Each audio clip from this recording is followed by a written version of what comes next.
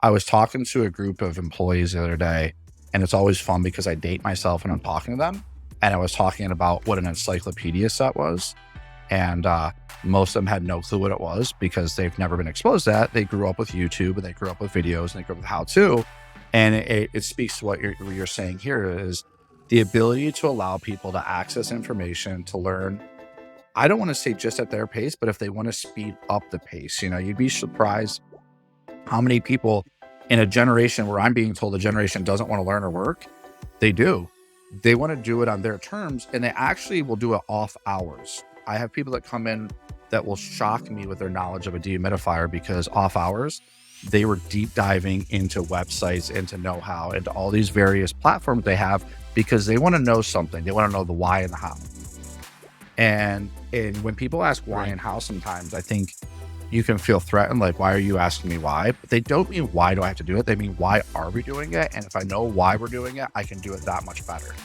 Welcome to the Restoration Playbook Podcast. This month, I had a great conversation with Steve, the president of FP Property Restoration.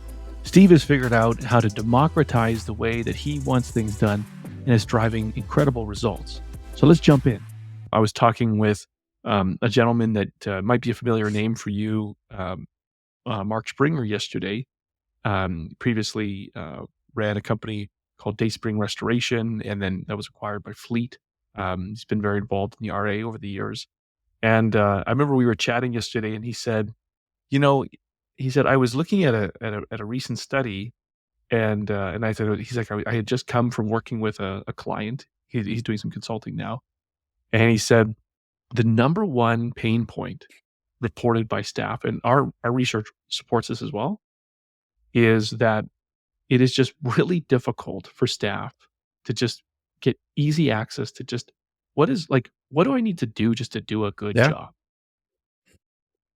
So I don't even think it's only access, it's unlimited access, right? So you tend to, when you're doing a business, is you train people for their position and you tell them what to do. And in restoration right now, there's all these different platforms, technology, standards that people have to abide by, and you train them for their one position. Well, the one thing is, how do you really know what someone's capacity is if you're not testing them, if you're not exposing them to more information? So the one great thing that we found based on this theory is the fact that if you give people unlimited access to the knowledge that they can get into, you're really going to see what you have as a team. And what we found is we have individuals that maybe we think are a technician that could be a lead technician or a project manager and have the capacity to absorb information faster.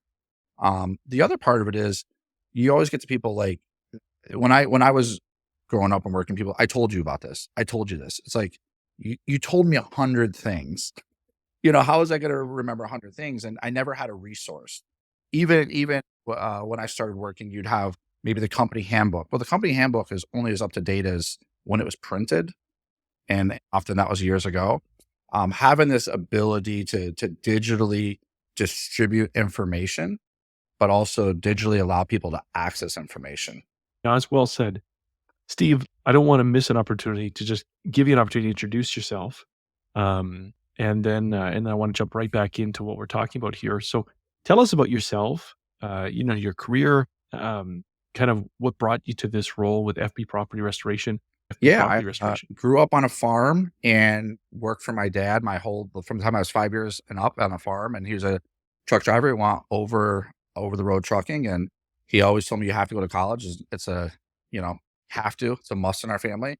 Went to college, got out at a point when it wasn't a great employment landscape. Went to work at a restoration company, I think for a year or two. From there, decided I was going to relocate down to Florida from New York. Got down here, put my degree to use, was working, doing marketing. I liked it, but decided that, working behind in an office environment wasn't great for me growing up in a hands-on blue collar environment, and started looking around for what opportunities I had to be self-employed. My dad was an entrepreneur. And I said, you know what, that I can do that. And looked into restoration, actually had a water loss at our apartment that we're living at. And the people that showed up were supposedly great. And I was like, wow, this is what the competitive landscape is in Florida. I think I'm going to get into this, and slowly got back into it. Was lucky early on that my first couple hires were just like fantastic individuals that are still here. And from there, we grew from, a couple people with a couple trucks to where we are now with 5 offices, 75 employees, trucks everywhere, and still great people. We've been blessed with the people that we've hired, and been able to train and build our team out. So, Right. That's really interesting. Let's come back to like kind of farm roots. Your parents obviously had a vision for let's call it like optionality for your yep. life, right? And and so we have similar roots, you and I, Steve. Interesting. So let's come back to that. And so one of the things that I think that you are doing a tremendous job of is you're listening. You're listening to your staff. And so you've been in business long enough to see the workforce change a bit.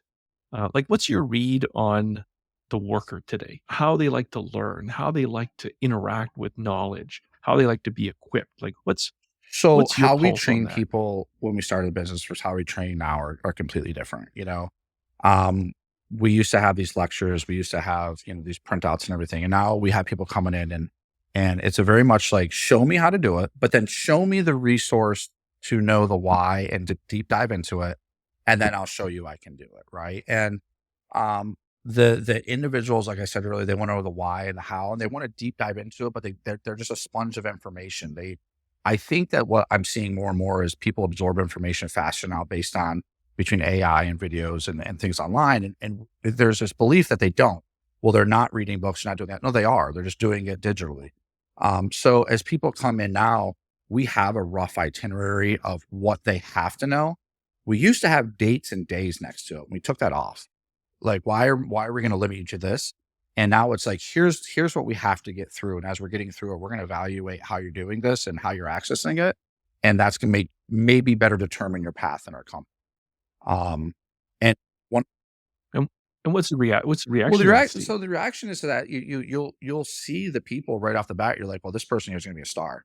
This person here is asking questions and deep diving and saying things that they wouldn't have known if they didn't have access to the platform. Right. So if I'm sitting here lecturing you, you're only going to know what I'm telling you. And I'll be honest, as a trainer or whoever it is, how you train really depends on how your day is going sometimes, unfortunately, or what your temperament is that day or what has happened around you. Well, as I'm sitting there maybe lecturing and showing someone, they're sitting there on their phone, actually paying attention. They're pulling up information, maybe schematics and stuff and learning.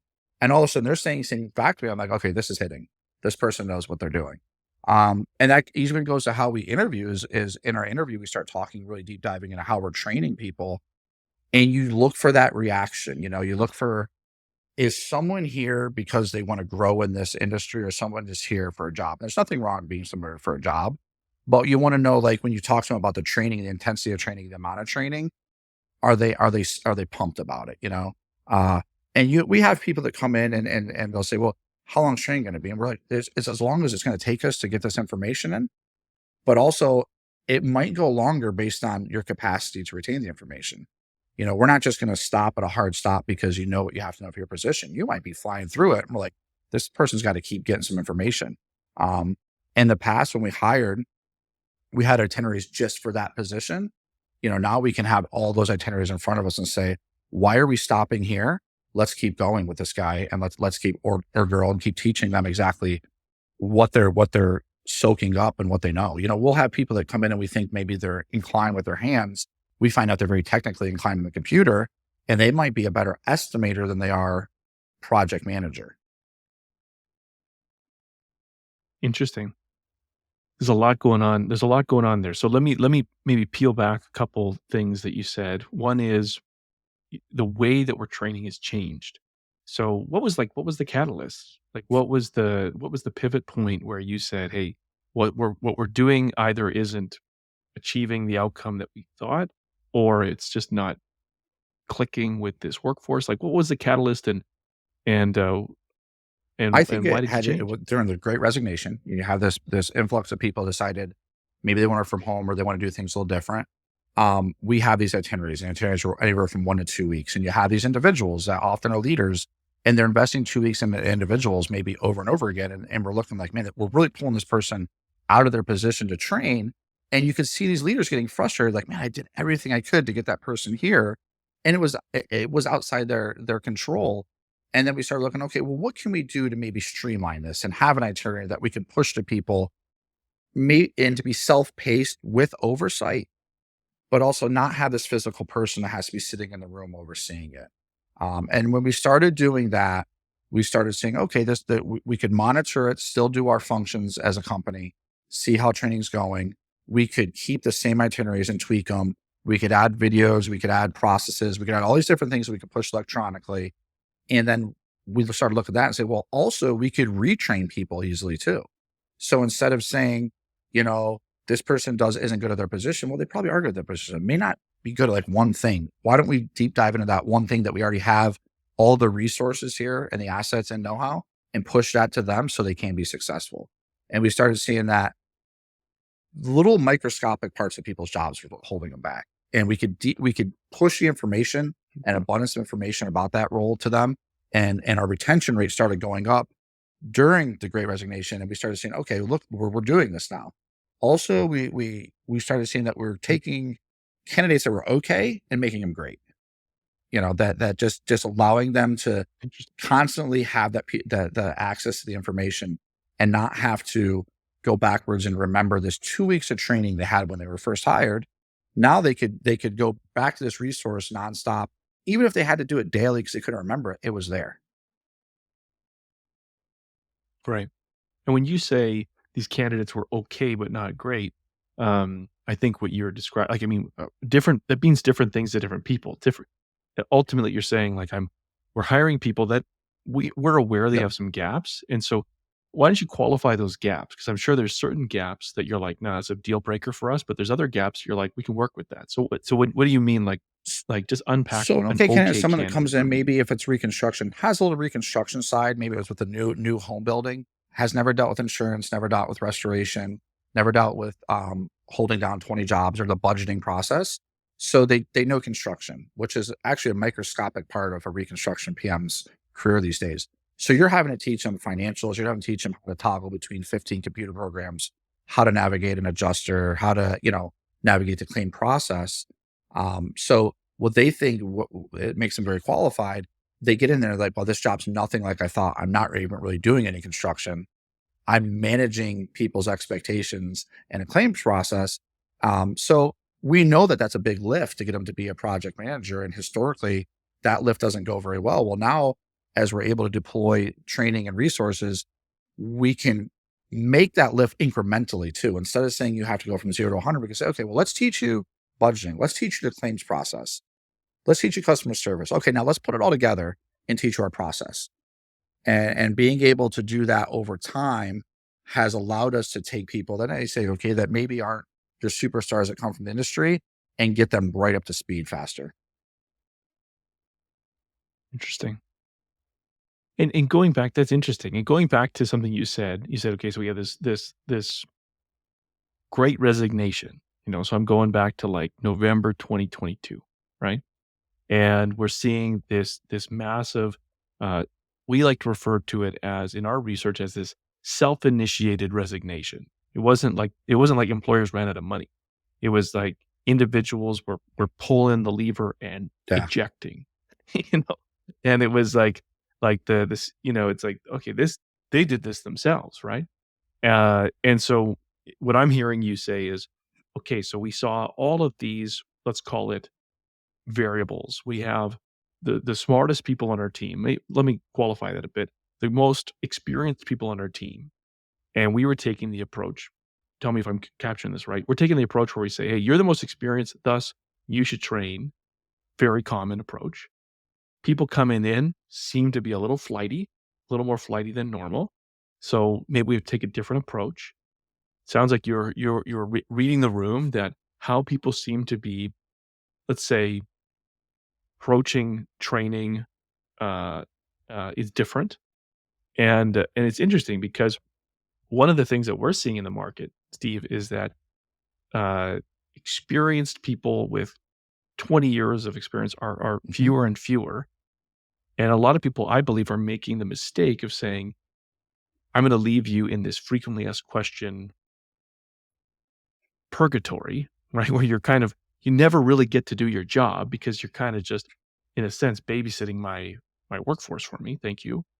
And we think that we are deploying resources well, but in fact, we're draining the life out of that experienced resource. And so you looked at it from a very different perspective, and you experienced retention rates rising at a time where most saw the retention rates plummeting. So is that a It fair it is, summary and of what you're something that you describing? touched on too is that your key players, you can see it on their face. They're just getting drained, because they also take it as they're not Mm, successful anymore. These are people that are very successful at what they do. They're very successful managers or project managers. All of a sudden, they've been thrust in this role. They got to train people, and they're up against a movement that they can't win at. And they're saying, "Oh man, that person wasn't successful. I didn't train him right." No, no, no. You did fine. We're just doing things a little bit backwards. And another thing is you take these individuals and you're pulling them out of the role that they're good at and they're happy at, and you're making them a trainer. And as they're unsuccessful, that starts to bleed over into their other role. If I'm a great operations manager and you're making me a trainer, not only do I take the training serious and the retention serious, but then every time I have to do that, it can be a little cringy because I don't want to fail again. Right. And all of a sudden you have these individuals that were your superstars that are worried about failing. Another great thing is when you start doing things through like a platform like KnowHow, is it's self-paced sometimes as you're pushing the information, and you can monitor the candidate. Like something I learned when I grew up was that the interview process is ongoing. I hire you, I bring you in, but now I'm evaluating you in real time. And when you're doing lecturing, it's very easy to be like, yeah, yeah, I get it. I get it. I get it. And then, they go out and they can't do it. But when it's self-paced and you have some sort of, I inspect what I expect, I'm testing you, you can actually see if the candidate's acclimating to the industry like you need them to. we had a saying in a previous company I was involved in leading, and we had a really large labor workforce where we would say, well, how do you know that they know? Right? Like, I appreciate that you've trained them, but like, how do you know that they know? And and so it sounds like what you're saying, Steve, is knowing that they know, like really in a sense, sticking a thermometer in comprehension is more than just the peace of mind that I communicated all knowledge at them.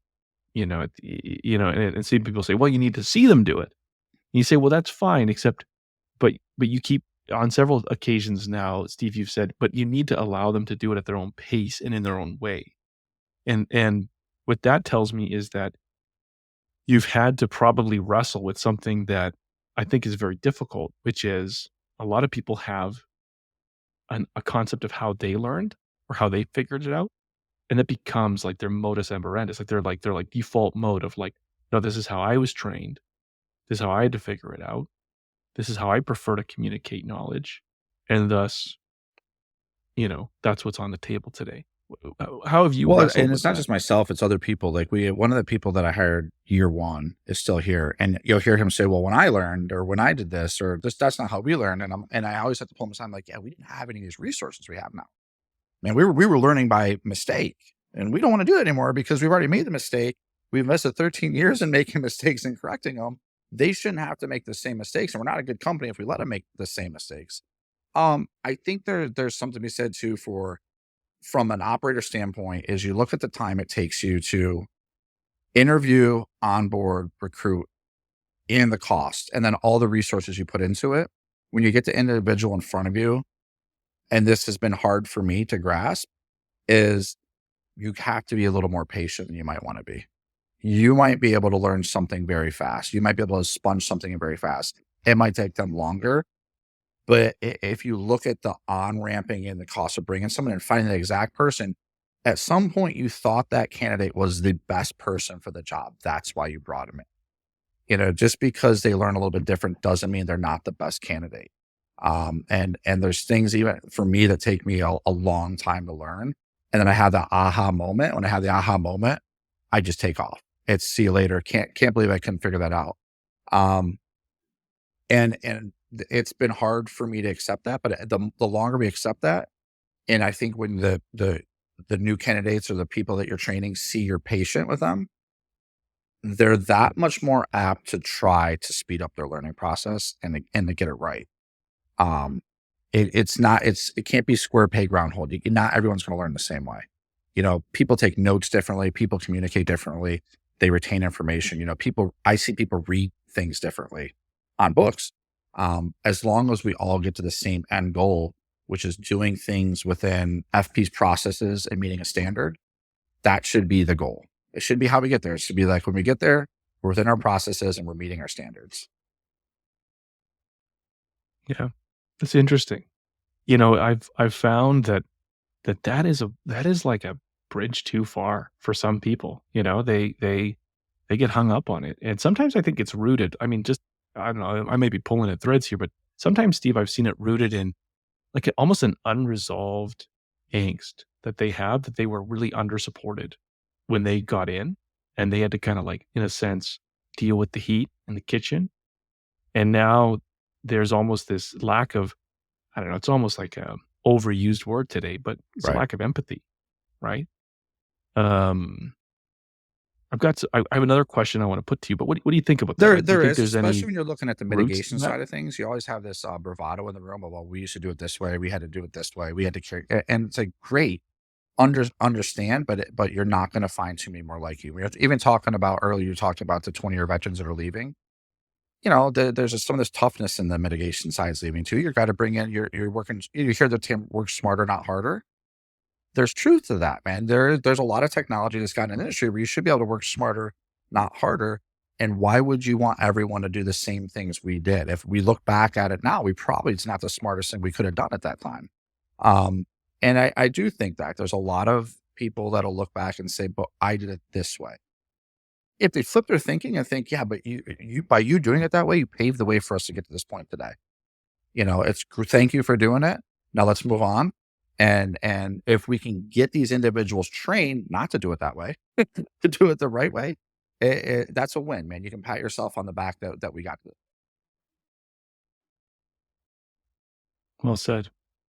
So, Steve, one of the things that I'd love to get your perspective on is that this dynamic that you're describing, where people are able to learn at their own self pace, and the for lack of a better word, the FP property restoration way of doing things, you've said is like on demand, anytime. You're wearing my logo, you've got the knowledge, right? But that knowledge had to come from somewhere, and oftentimes what we see is that that knowledge is siloed in subject matter experts, and sometimes a subject matter expert has kind of connected their knowledge base with like their job security, you know? And and the owner is like saying, "I've got nothing but green pastures of opportunity in front of you, but you spend half your day in this like FAQ role with my team, and I need to get you out of that." So it's there's like this interesting almost hang up that I see people get into when their knowledge becomes so centralized in a few people on their team. And there's a need to kind of break that knowledge out to create this democratization that you have achieved. Um, what have you like? How did you get around That's that? an ongoing process. That's every day because sometimes you don't realize where it's located in your industry, in your business. Um, a lot of it you can actually go back to people's pain points. Those same people that are your information silos is you're like, if you ask them what their stresses are, my stresses are, I have so much time in the job and my phone doesn't stop. And you're like, okay, let me tell you how to get that phone to stop. Let me tell you how we can create some time here. And you have to really sit down and say, you are an integral part of this company. You're going nowhere. We can never replace you, but we need you to start training some people, because that's going to take off of your stress. It's going to create time. And sometimes it's not just taking a skill set from them. It's taking like a small part of that skill set and saying, well, train this guy over here on how to do this. If he can learn that, he can help you. And then incrementally it goes up and it takes a little bit. And then the person realizes, okay, this is okay. We've had people in this company that won't take days off. They won't take PTO because, well, who's going to do my job? Like, well, that's a company problem. That's a big company problem. And when you sit with those individuals, they don't want to give up the how to. And you're just like, hey, you're going to have to show me how to do your job. It's okay. And then when they do, there's a sense of relief that comes over them, right? And they realize, okay, they're literally just here to help. My position I don't think there's anything I do in my position that someone else can't do. I've trained everyone, cross-trained them, but there's other positions in our company where it's like, well, no, I have to run that program, or I have to do that, or who's going to set this person up, and just trying to get them to understand that we're not a good company if that's where we're at. If we're stuck on that, we're not who we think we are. If we want to be the best, there's got to be layers of command here that are able to be deployed. And when you're saying that, Steve, what it makes me think about is, I mean, if you just reposition that, I mean, can you imagine telling I don't know, a new potential large commercial client, say, oh, and by the way, something you're going to love about my company, knowledge is like completely Right? isolated to like two people, Yeah. right? And you'd obviously never lead with that. What you lead with, I want you to meet Frank over here. He's got 30 years, and he's old school, right? And you know, or one of the things I find is, we do like we do events to like get family, our staff's families out and their kids out and whatnot. And it's funny. Sometimes the spouses, you could just sense the tension because they're happy to support their spouse, but this is also the company that like blows up their phone at the Yeah. dinner table, right? And is the reason why their kids are in the pool and they're just, one more minute, as they're pulled aside in this, funny moment, and they can't be there for the, look at me, dad, or look at me, mom moment, right?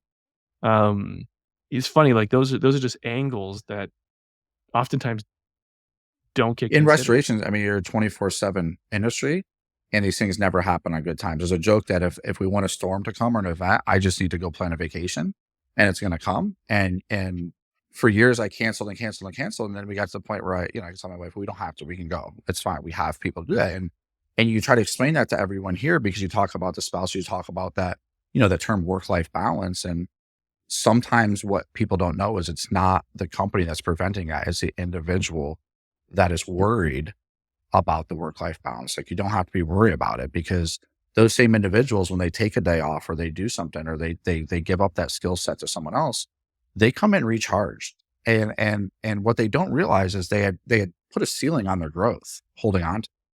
And when someone else comes in and can take that off of them, all of a sudden they take off to the next level.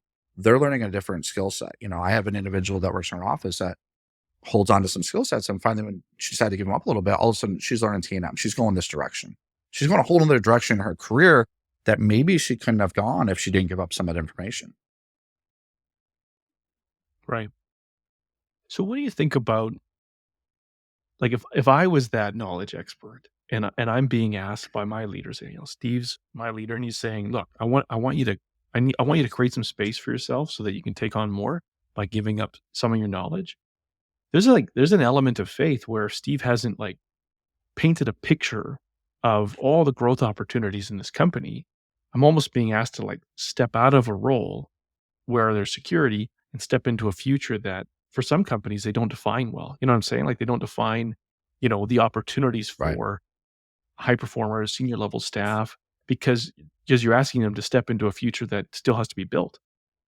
So how do you think about that? I think that the component of, let me just to rephrase that. I think a component of enrolling subject matter experts to democratize how we do things is contingent on leadership either developing or even painting a picture of the future where they can see space for them in a different capacity. So, well, What do you think about that? And like, we're going what do you through it guys right do now. So right now we had to step back from our business and look at how our org chart was situated and realize that we had these people in these spots that are superstars. The next level for them to get, there's a superstar and there's a superstar. And we're like, okay, but we're growing. We want to grow. What do we do here? We have to create some layers here that allow people to move up. And there has to be some learning that gets to those layers. And we're in the process of doing that for different divisions. So we can go to some of these people that are superstars are like, well, I can't move. What is my market going to do? Or what's going to happen? And say, we can, and we need you in this role right here. And when you go to this role right here, this person's going to come in who you're still going to be involved with to make for sure things go well. Because most of the time, it's not just their position they're worried about. They're worried about things going well. They don't want things to get broken. They've spent months and years making sure everything went smooth in an industry that's often broken. And now they're afraid if they step away, things are going to go to hell in a handbag, right? And you have to convince them it's not going to happen. You're going to be involved still. So we're creating these different notches, and we did it on our mitigation side. During what we started seeing was these technicians were coming in and asking for a raise, like everyone does, right? During the Great Resignation, you could see you had Wendy saying, "Come get a cell phone at $1,500 to apply." We can't keep up with that. Well, as they're coming in for a raise, we had to sit there and say, well, how are we going to do this? We can't just go based on them asking. So we actually started creating the tech level 1, tech level 2, tech level 3, which a lot of companies have. But then we actually wanted to know how, and we created these checklists and these trainings where you could actually go in and you could check off if someone was doing it and they can move up. Well, that also forced your knowledge people to get involved, because you went to them and said, hey, you remember you don't like training, right? I hate training. Okay, great. So we have to retain some people. So now you're either gonna keep training or you're gonna help me retain. It's up to you. All right, I'll help you retain. All right, great. Here's the checklist. I need your Yeah. help on this. I need you to evaluate them, and I need you to take them under your wing. And they found doing that was better than training, and our retention started going up. Now we had to look at different positions, reconstruction or admin, and step back and say, all right, if I'm a really good coordinator here at FP Restoration, what's next? What do I do next? Or if I'm a really good project manager on recon, which, that can be a very high burnout position. I don't know if I want to keep doing this over and over and over again. I see people in the industry that have been doing it for 20 years, what do I do next? And that's what we're looking at now, is these different trajectories, and then showing people how to get there. And then again, going back to how we started is, by the way, I'll let you look at the training, look at the material. What do you think? That's what you're going to have to know. And people being exposed to that learning material early on, it's easier for them to make the decision. They're not making it based on the dollar number all the time. They're making it based on, where can I go? How do I get there? And who's going to help me get there? Super interesting. Yeah. Well said, Steve. Let me follow up on that. So what I'm hearing is, because it's a great reframing tactic that I want to underscore that, because I think what you said is so important, is that no question, like, you get the superstar on the job site. They've worked hard to really be efficient. And sometimes there's a variable compensation that they're really tapping into that's really exciting for them. Or they're just getting home on time, right? And then naturally they fall in the sights of management saying, you're going to be a trainer. And immediately they're like, great, you're making me a babysitter. But what you're saying is, look, I think it's super smart. We need to double click on this. Okay, you don't want to train? Great, help me retain, right? And I'm already seeing like the Steve hashtag, right? Don't want to train? Help me retain, right? And so, do you have any examples of how somebody on your team who's a superstar, who was resistant to training, got on board with retaining? You know, we have some individuals that we're a pretty fast paced organization. It's known, like we work fast, we're fast. This guys run through walls, right? And we have some of our mitigation project managers that are seasoned, are just animals. They do not want to slow down, and they like it. They like people being a little intimidated by them. And then you have some individuals like, man, they're out on jobs. They're actually having to get dirty doing some things because you're not retaining your technicians. Well, you're not retaining your technicians, so you're running them off, because you enjoy running them off. You're running them because you're not taking the time to train them. And then we started focusing on, okay, I'm going to challenge you. Can you retain people? And then you start challenging some of these individuals, and they'll say, yeah, I can retain them. I can train. I can take that guy and make him me. Okay, show me that you can do it. And it's kind of challenging some egos a little bit. On the recon side, I'm located in Fort Myers. We have an office in Fort Myers as well. We have a lady she's a superstar, and I can see her pulling people to the side and helping them. Or I hear someone say, well, Lisa told me, or Lisa showed me. And no one told her to do that. It was just, I think there's this sense too, at some point, you want to be the best. And I'm a big sports fan. You don't want to be the best on the worst team. You want to be the best on the best team. You want to be Michael Jordan, you want to be Scottie Pippen. You want to be on the best team. And on that team, you want to be competing every day. And when you get people and if you recruit people with those tendencies, they're going to want to train those people to be the best too. They don't want to be, and I hate to use the word embarrassed, but they're going to go out there and going to be a superstar. They're also going to be judged by the next person that's standing next to them on their skills. When you go to a large commercial loss, it's great if you're the best project manager. How are your technicians performing? Those technicians are a reflection of you, which is a reflection of the company. So, Steve, like a red thread through all of this is you don't need to be the smartest guy in the room on your team, right? It's a vibe I'm getting. It's clear you're competent. You're a very successful business builder. You got this farm roots. So there's definitely some there's some, as I like to say, there's that, that farmer strength that just you don't even know where it comes from. But what do you think is just some of the way you're wired that has made you effective in creating this dynamic where, people aren't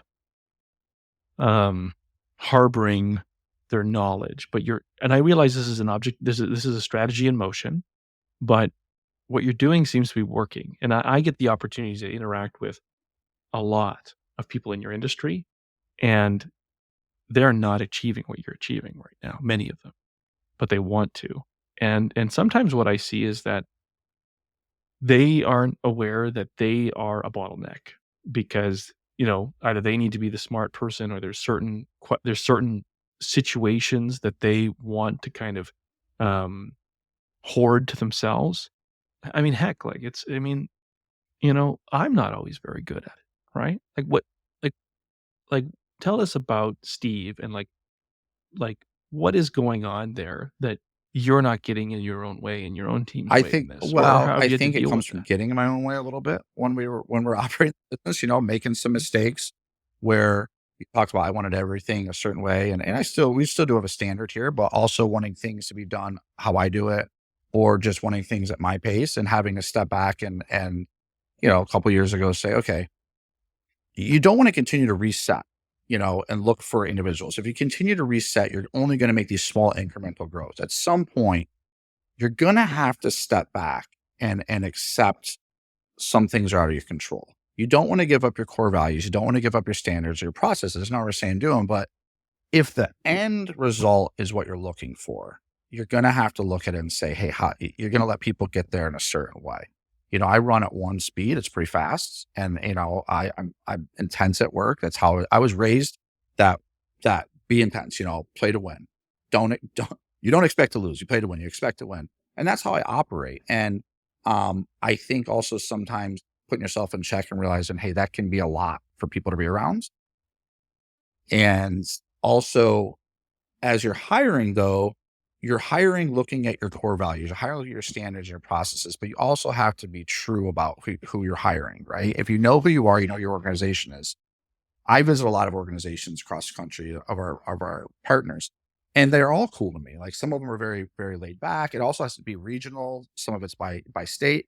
They can be laid back. Some are very intense. Some are very management heavy. Some are very tech heavy. And every one of them special in its own way.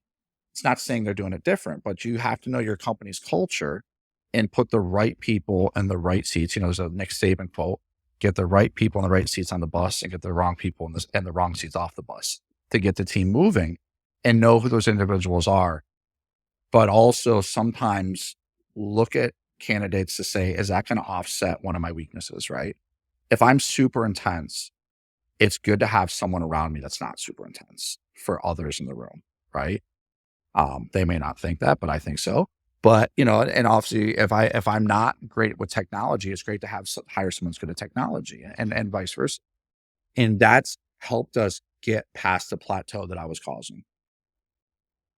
Since we've done that now, Right. and we've got this, trying to get people in and show a career path in an industry that, let's be honest, it's hard to show a career path in restoration. It really is. I mean, you got these guys that come in the middle of the night. They're like, hey, you're going to a Cat 3 loss. You were sleeping, wake up, someone's toilet overflowed. Now you get to pick it up. Yeah, that's not really sexy to move forward in a career.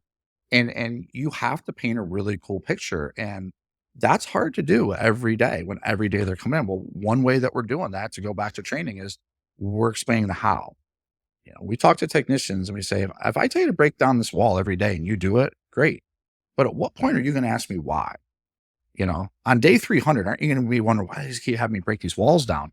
And getting people to learn the why, learn the science behind it, see the upward trajectory, making for sure we're hiring people that fit our culture, match our intensity.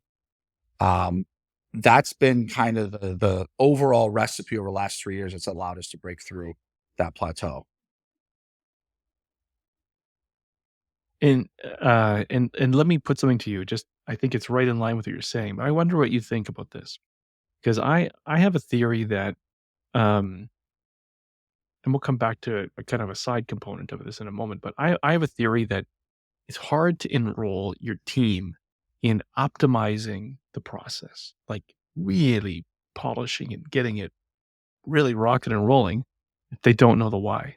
Because if they don't understand like the function of it, what you're ultimately trying to complete, prevent, avoid, achieve, what are you optimizing towards? So do you it's funny you think say about that. that? So I have in front of me over here 2 processes that are in our know-how that we use. We made a big mistake early on. We want everything to be perfect. Had to be perfect. How can I deploy this process if it's not perfect? In the course of making it perfect, we were still making mistakes at the service level because this had to be perfect. And once we decided, well, something's better than nothing that gets us to where we have to be, deploy it, get it in the hands of our workers. Oh, and then guess what? Guess who's the best people to give feedback on the process? The people that are practicing the process. And so we have this leadership team that's up there trying to make this process, well, it has to be this and it has to do this. And you're making the process because looking for oversight, right? Look, how do I watch this? How do I manage that? And what's failing is a service level delivery. Well, as you deploy the processes and get out there, some of them fall on their face because you put all these checks and balances in. Well, we started just getting the things out to our team. And then as we're seeing things, we're carving it, we're molding it, we're making it better, or they're coming back saying, this is no good. This is the better way to do it. It's not everything has to be perfect all the time, and I think that's something in business that I've had to accept is it's not going to be perfect. Sometimes it's only going to be okay for a bit. And you might get to good to get to great. And when you get to great, you better pay attention because it could go back down to good real fast. So it's constantly changing. Also, people Okay. fear change, and we get people in our industry say, oh, we're changing it again. And it's not change. We're improving it, but you have to tell them why you're improving it as well. So let me ask you a follow-up question that I'm certain that like anybody listening to this is going to say, okay, you can write everything down. You can put things in their hand, but like, how do you get a person to actually follow, the FP process? You know what I'm saying? And I just wonder I wonder what the reaction is. I wonder, reaction's not the right word. Like, what impact is a worker in your team knowing that if what I put in your hands is not optimal, you can influence it? What impact is that having on adoption of the FP process? So how are you driving adoption of the FP process? And then what is the impact of staff knowing that you're open to input? So first of all, it's bringing the right people in the room. In the past, we were bring your leadership team together, come up with a process. Your leadership team's not the ones that are going to be practicing it. So it's finding your key influencers too. The people that are going to take it, do it, practice it, and also other people are following them and bring them in the room. And then asking them what they think. And then listening too, by the way.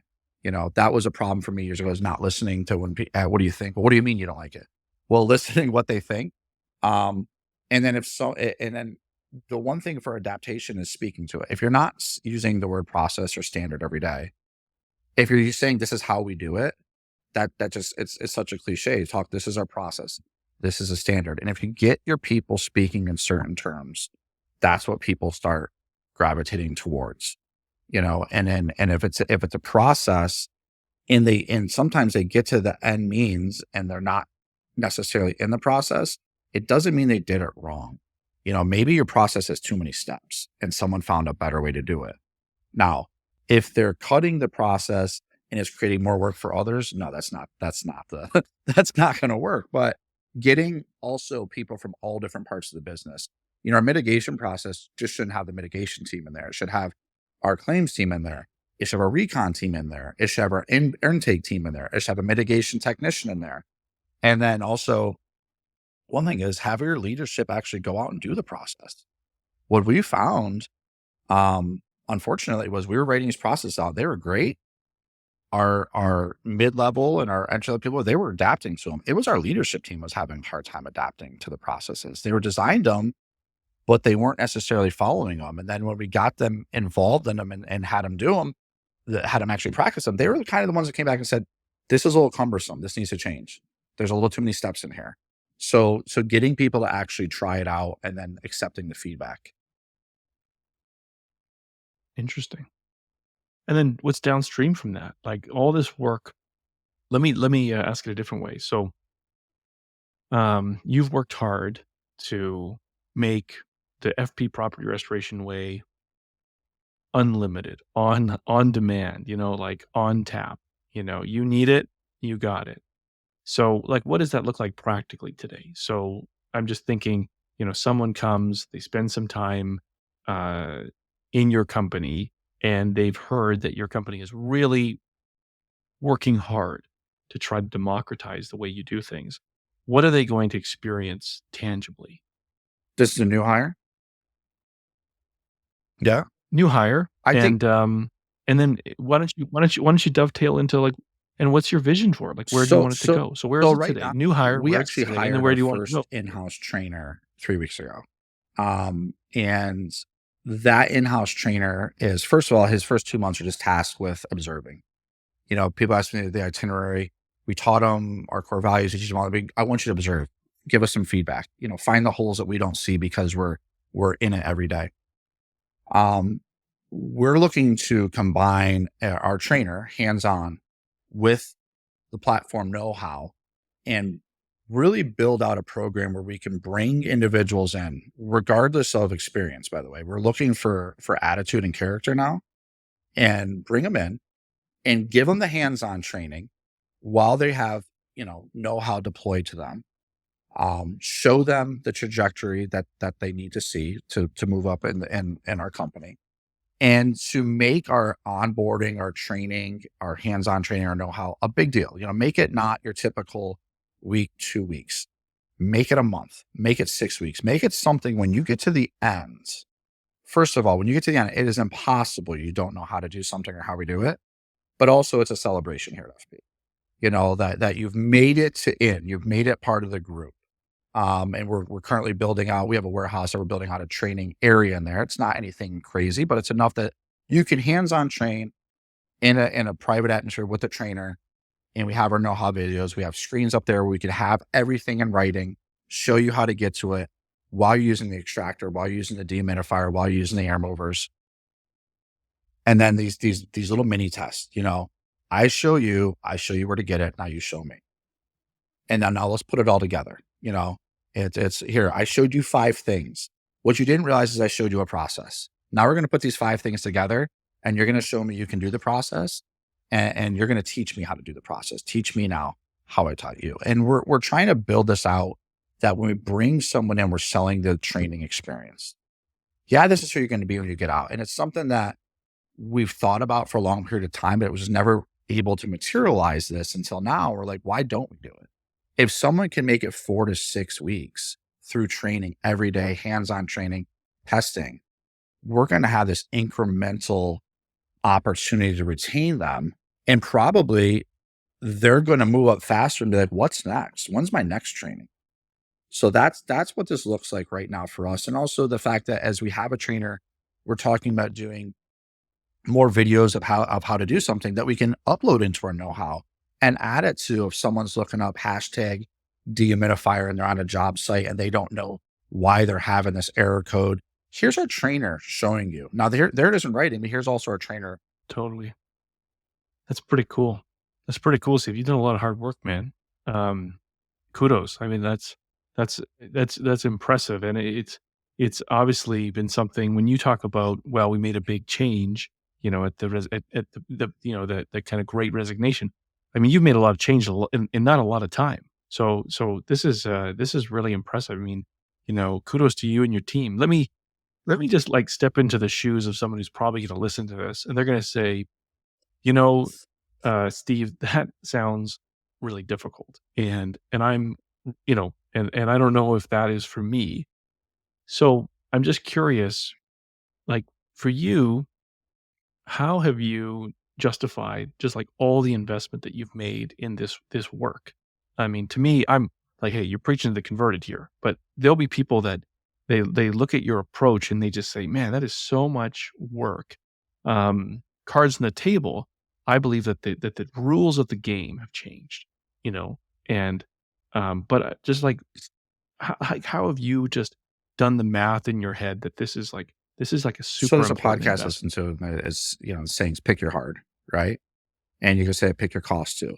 Pick your hard. It's hard to continue to recruit, retrain, and hope for the best, or it's going to be hard to say, we're going to invest heavily on this side in retention and build this out. And we're going to invest the same amount of time, but long-term, we won't have to keep investing that time.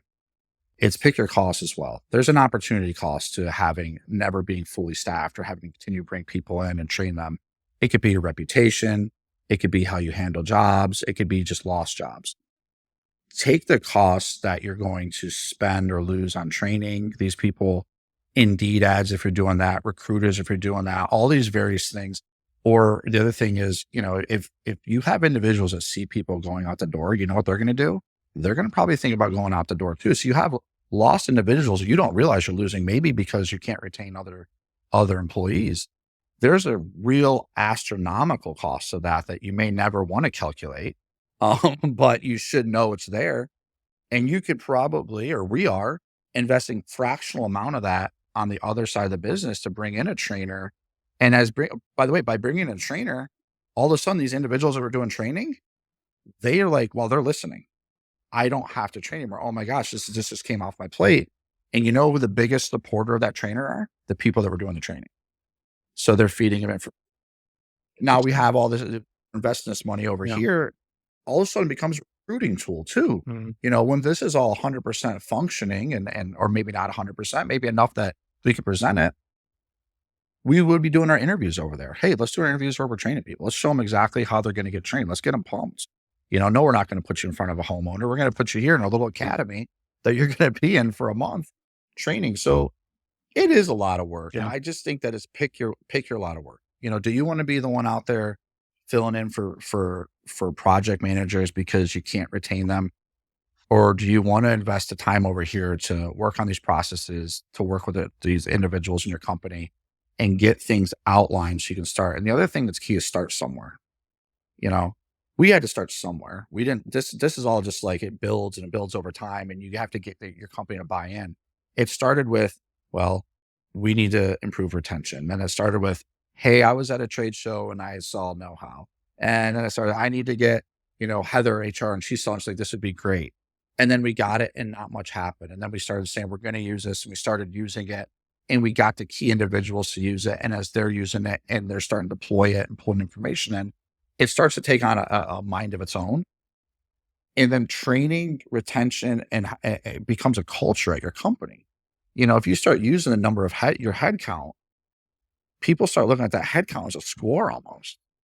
They want the head count to go up. They don't want it to go down. They want to keep the right people and the right seats on the bus, but they want it to go this way, because as it goes that way, they also understand that it's gonna provide different positions in the company.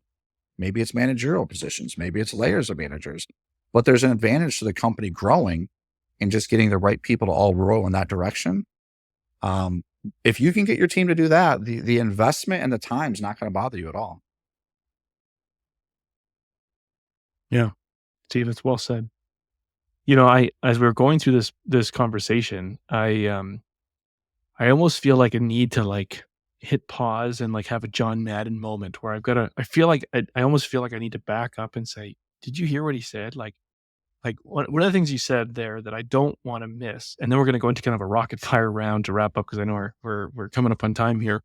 But oftentimes when people bring in trainers, sometimes what I've observed is that the rock stars can undermine the quality of the trainer, or sometimes the trainer's authority, by saying, well, what does he know or what does she know? Like, I'm out here on the tools. But but it sounds like what you're saying is that by connecting the dots, that, hey, this trainer is going to allow you to focus on what you love to do best. It's going to allow you to focus on retention. It's going to allow you to honestly get some of these newbies off your back, so you don't feel like you have them, in a sense, for lack of a better word, holding you back, right?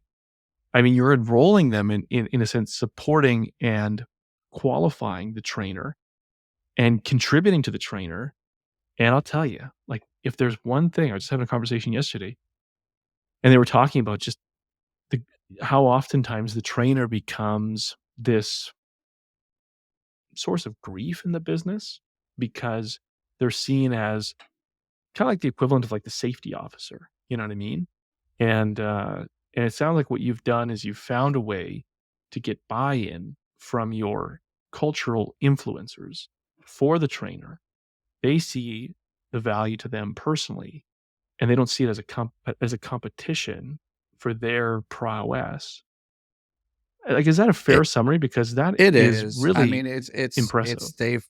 I tell you, we're blessed that we had a group that really tried their hardest at training, and they still do, by the way. And it's like, most people would look at me and say, "I'm not a trainer. That's not what I'm here for." And if you look at my job description, it's not on there. I'm a trainer. None of them did that, and they tried hard. And what's crazy is that most of our highest level performers here didn't come from the industry. They came from another industry, and they've come up through the ranks. So all of a sudden now you have these people that didn't come to this industry are now trying to play trainer to individuals on technology that it took them a while to master. So they see it as, okay, this individual is going to come in and tell me I'm doing some things wrong, but he's also going to take this load off my plate. And most of those individuals, the little nuances that are being pointed out, they knew it was wrong. They knew, and they're also relieved that someone else is saying it.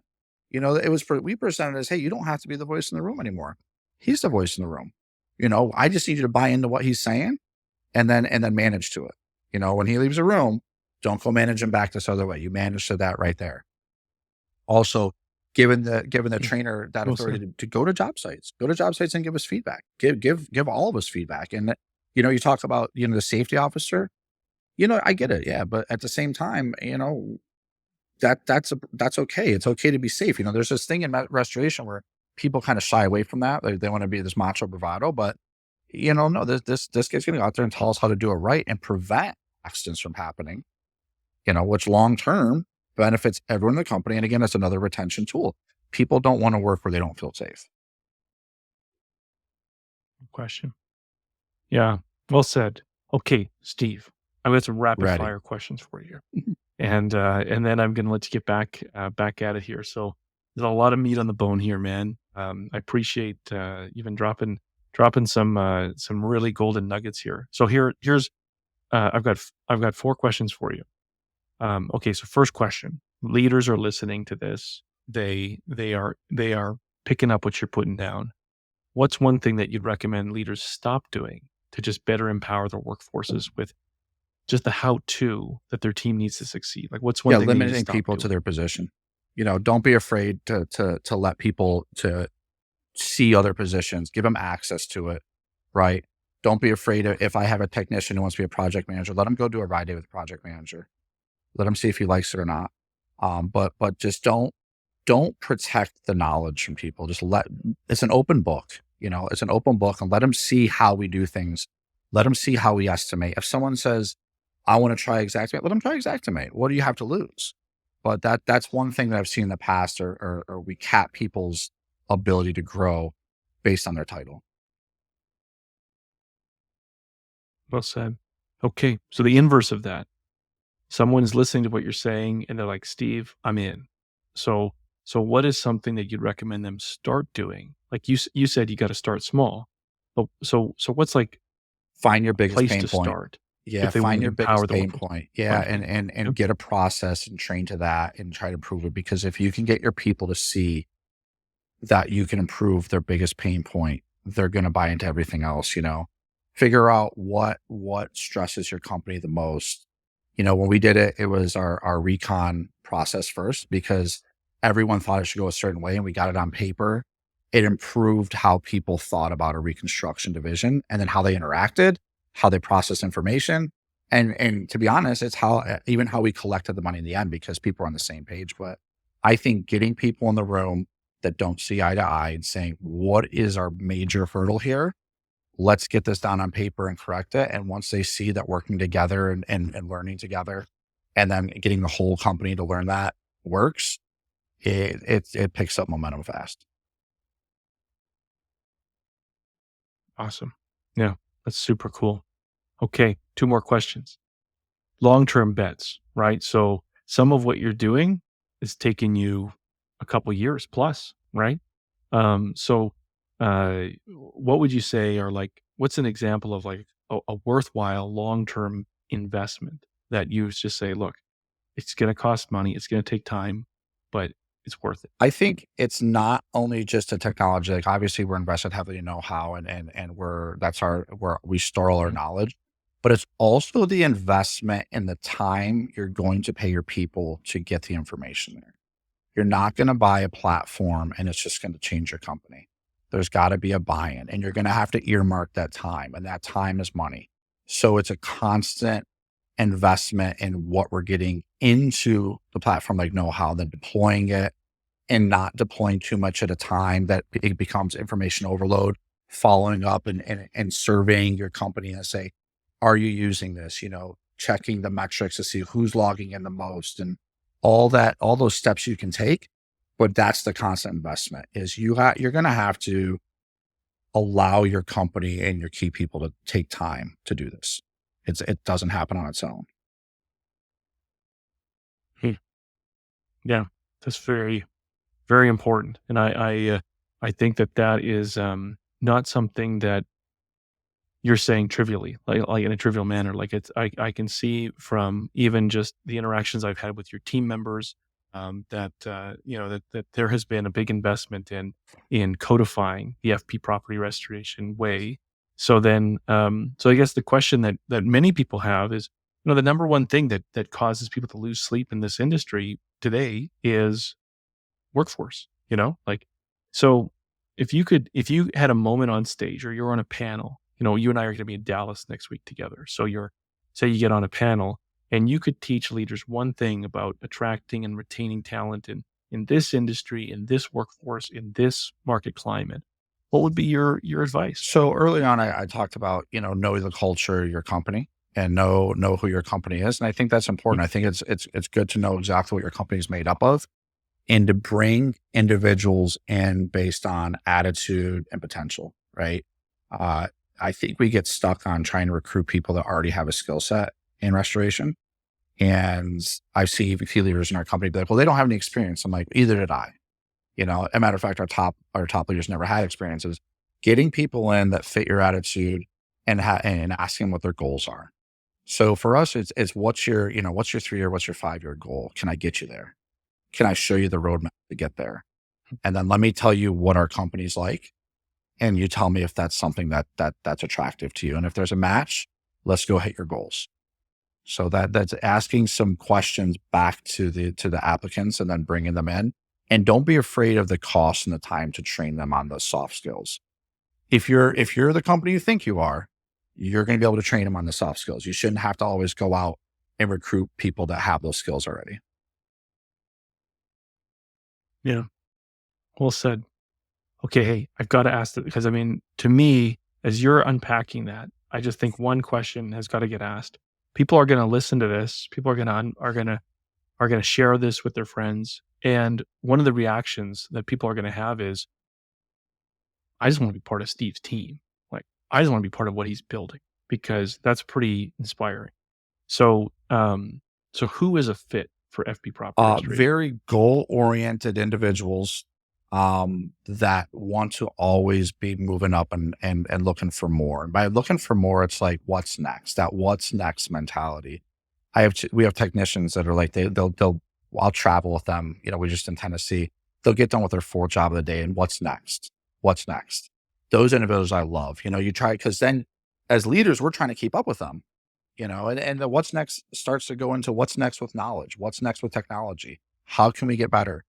And then individuals that again, you expect to win. You want to win. You always want to be a winner. And then when you lose, you stop. You're like, what just happened there? And what do I have to do to not let that happen again? Those are individuals that do great here. And just supporting each other. It's a tough industry. We've been through, through COVID. We had Ian hit here. We've been through a lot of hard times here in Fort Myers as a team. And the people that stayed around and were true team players and support each other, man, they are so cool these days. Like, they are here. They've moved up. They're battle tested. They're sponges of information. And then you just see how they take care of new hires. It's like they bring these people into the family fold faster. Finding people like that, I think that's what I would tell someone. Super cool. Steve, some of your team are going to listen to this, right?